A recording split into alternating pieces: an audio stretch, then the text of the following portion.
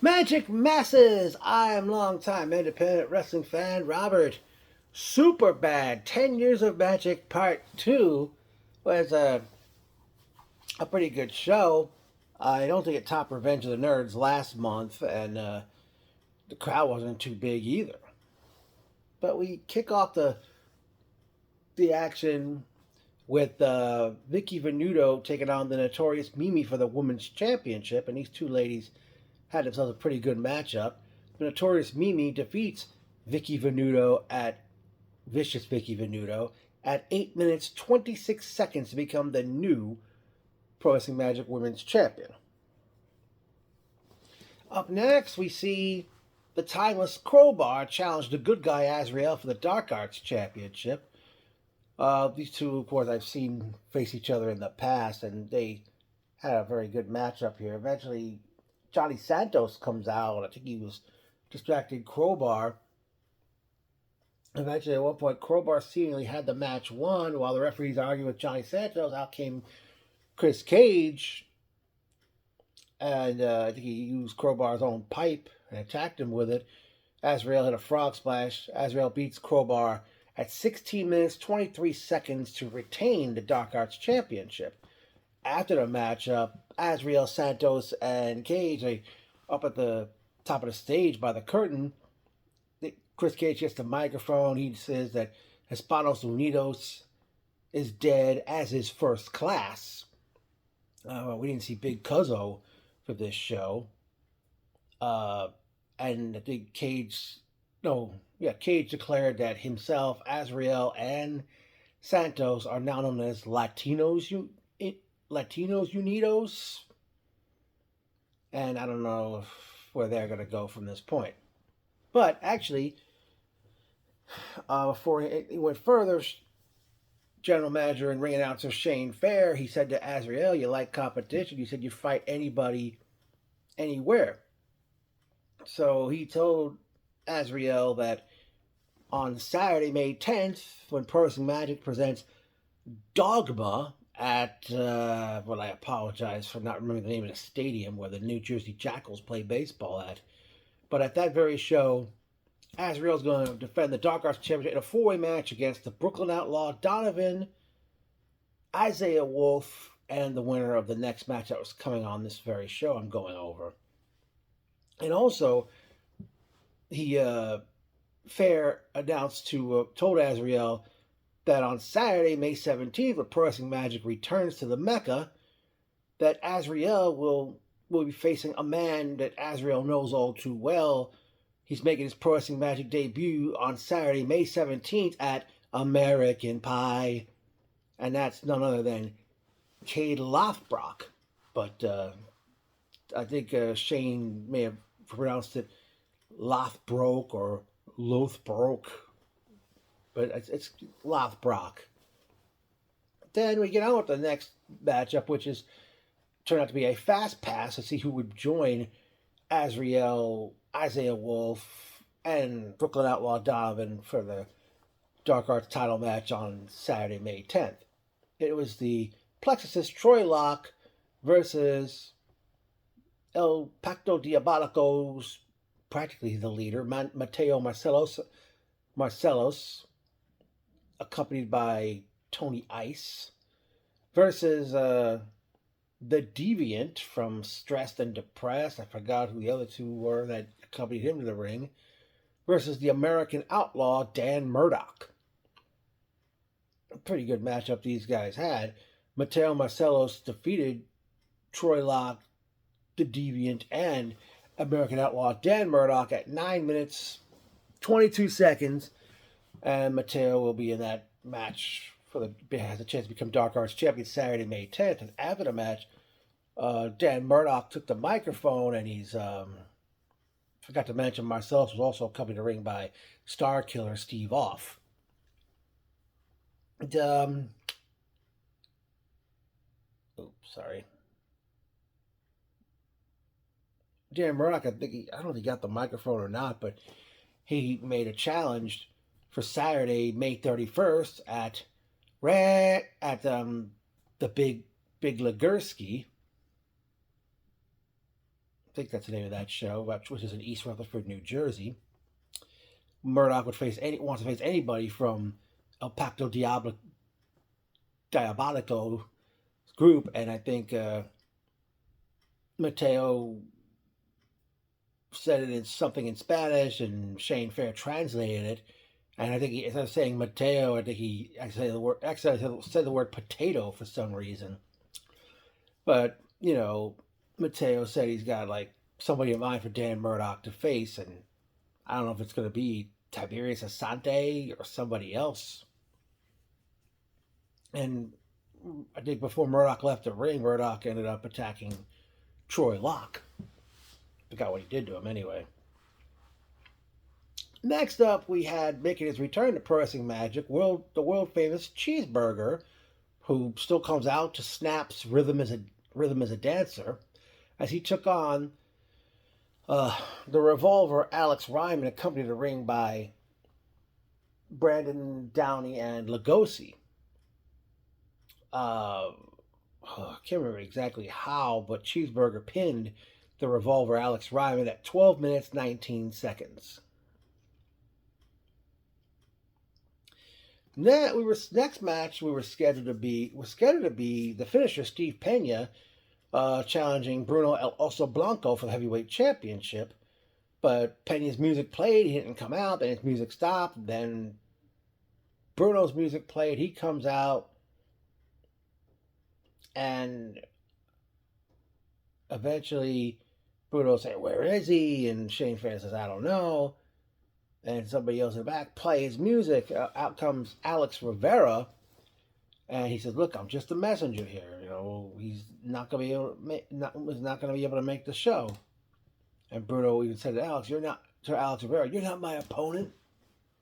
And then Bruno demanded the match start, and Bruno El Oso Blanco defeated Alex Rivera at 1 minute 6 seconds to retain the heavyweight championship. And I don't know if that was the triangle choke or the Hell's Gate that Bruno used to put Alex Rivera out to pasture, shall we say. Then Shane Fair tells Bruno about his upcoming title defenses, but that Bruno will face Steve Pena on Saturday, May 10th at Dogma. Then he would have a title for title match with CZW champion Aaron Ash on May 17th at American Pie. And Shane pointed out that Bruno was one responsible for helping Pro Wrestling Magic land the building in East Rutherford for the May 31st show, and Bruno will face Wrecking Ball Legursky. All right. Up next, we had tag team matches. We saw Daniel Alexander and Oliver, collectively known as No Colors, Just Brothers, as they challenged Isaiah Wolf and Ruthless Lala, representing Prolific, accompanied by the Wise Brother. And for the Pro Wrestling Magic, NYWC, and We Are Wrestling Tag Team Championship. A lot of gold they hold right now. Prolific, that is. Isaiah Wolf and Ruthless Lala defeat No Colors, Just Brothers at 10 minutes 19 seconds to retain the Pro Wrestling Magic, NYWC, and We Are Wrestling Tag Team Championship.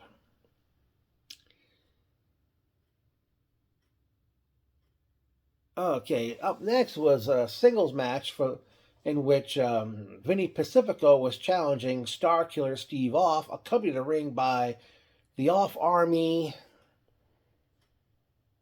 Heel Son Luke, I forgot who else was. El Rotundo, and I forgot who else accompanied him to the ring. But it was for the Outcast Wrestling Revolution Heavyweight Championship. Pacifico went after Off before the gong went off. No pun intended. And I think Mateo Marcellus eventually was around, and Off hit Pacifico with what appeared to be brass knuckles. Steve Off defeated Vinny Pacifico at 19 seconds to retain the Outcast Wrestling Revolution Heavyweight Championship. And after the match, Shane Fair said that on May 17th, I don't know if it's going to be Steve Off, Mateo Marcelos, and maybe Tiberius Asante or someone else having a trios match with V. Daniel, Troy Locke, and Cheeseburger. Yeah. Okay. Next up, we have ourselves a match, a women's match, and it was Tiffany Grady against Cotton Candy Princess Tiffany Avatar for the Kaiju Pro Wrestling Phoenix Division Championship. A good match these two ladies had, which Tiffany Avatar defeated Tiffany Grady at 6 minutes 46 seconds to retain the Kaiju Pro Wrestling Phoenix Division Championship. Tiffany Avatar, of course, still has not exercised her fast pass to the Pro Wrestling Magic Women's Championship, but she earned back in February, I think. Yeah, I think it was.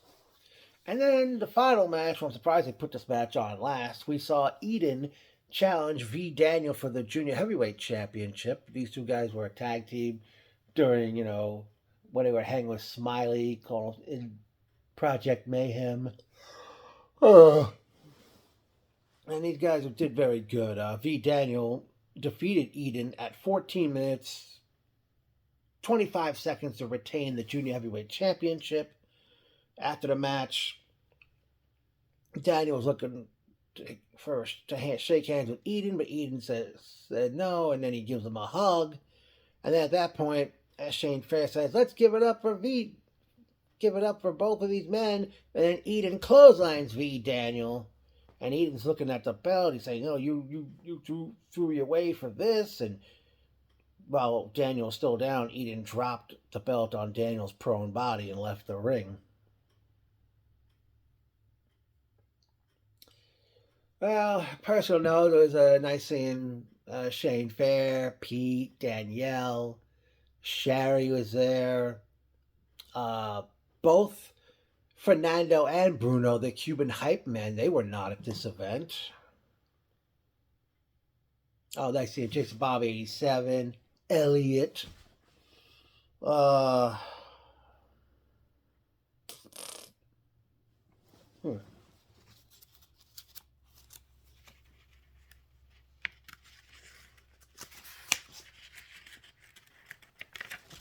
Okay. I forgot to mention, at the start of the night, the roster gathered around the ring for a 10-bell salute to Vince Steele, who passed away last month. Shane Fair and Steve Off got to talk about how great of a man he was. Let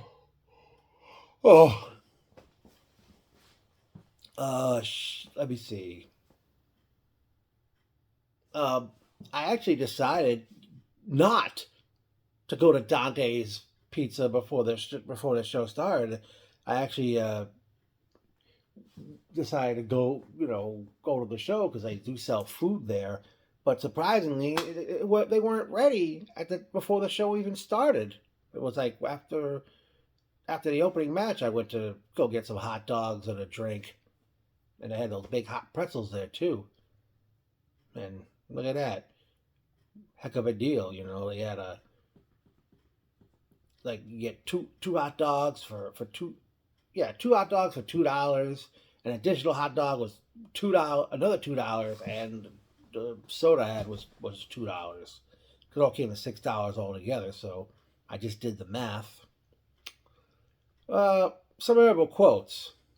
Yo, you're legal. Isaiah Wolf to Ruthless Lala during the tag title match. Oh shit. Lala in response while she was standing on the apron.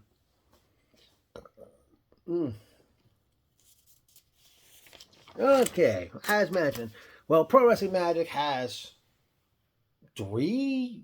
I know of 3 events coming up in the month of May. Saturday, May 10th at again, I forgot the name of the stadium in Patterson, New Jersey, where they're going to have.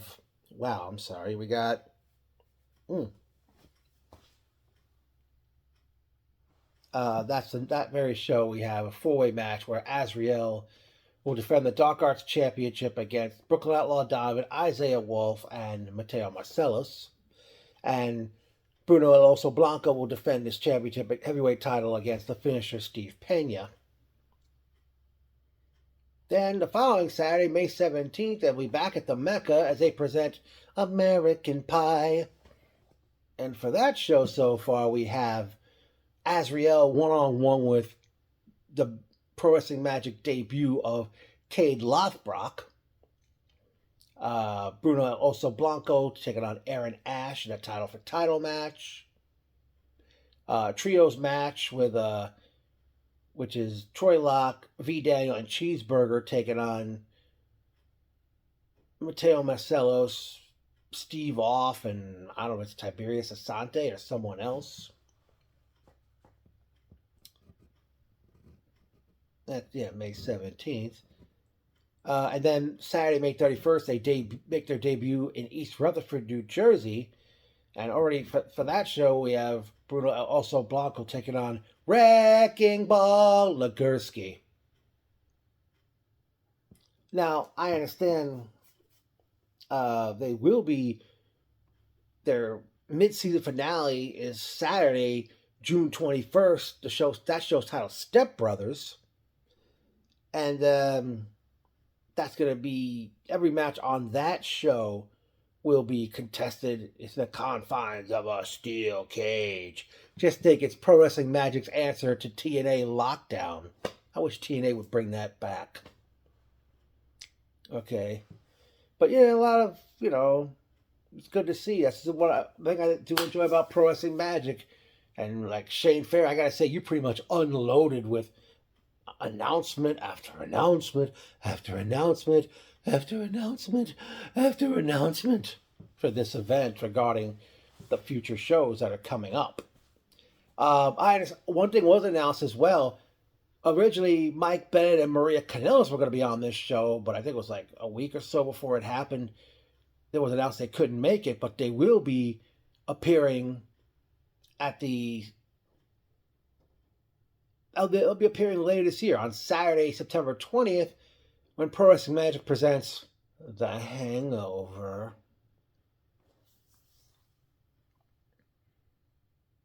It's good to see Pro Wrestling Magic, trying to go to other parts and try to do other shows, which is a good thing. Although I won't be there May 10th, I guess with Isaiah Wolf challenge for the Dark Arts title, there'll be no tag title match for that show.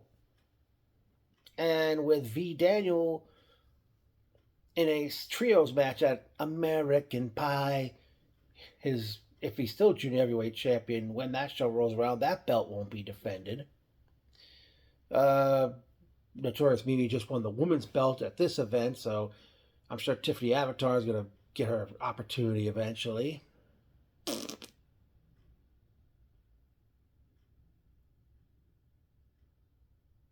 But this whole thing with El Pacto Diabolico and really, or is it namely Bruno El Oso Blanco, really trying to frighten Shane Fair. I don't know if this is gonna go somewhere or what's gonna happen.